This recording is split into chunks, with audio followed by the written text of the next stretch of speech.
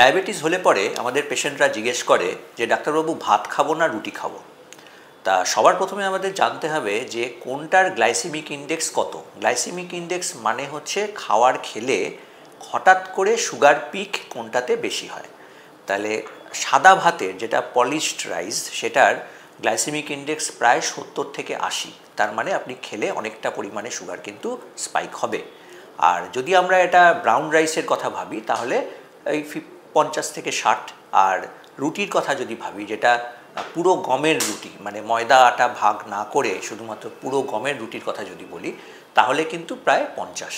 সুতরাং যদি আপনি রুটি এবং ভাতের মধ্যে একটা কম্প্যারিজন দেখেন, সেক্ষেত্রে কিন্তু রুটির মধ্যে অনেক বেশি পরিমাণে আপনার ফাইবারস আছে, কিছু মিনারেলস আছে, যেগুলো কিন্তু আমাদের জন্য বেশি ভালো।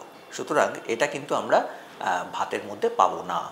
আবার আরেকটা জিনিস যদি আমরা দেখি যে পরিমাণ, আমরা কিন্তু রুটির ক্ষেত্রে পার্টিকুলার একটা পরিমাণ মেনটেন করতে পারি, ধরুন একটা দুটো এরকম একটা পরিমাণ মেনটেন করতে পারি।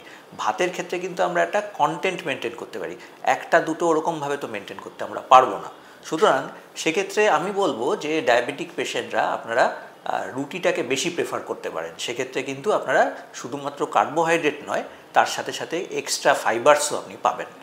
তবে হ্যাঁ, যাদের ক্ষেত্রে ইনস্ট্যান্ট এনার্জির দরকার হয় তাদের ক্ষেত্রে কিন্তু ভাত প্রেফারেবল। মানে আপনি খেলেন, হঠাৎ করে আপনার এনার্জির বেশি দরকার এবং বেশি পরিমাণে এনার্জি আপনি ভাত থেকেই পাবেন, যেহেতু গ্লাইসেমিক ইন্ডেক্স বেশি, অ্যাবজর্পশনটাও খুব তাড়াতাড়ি হবে।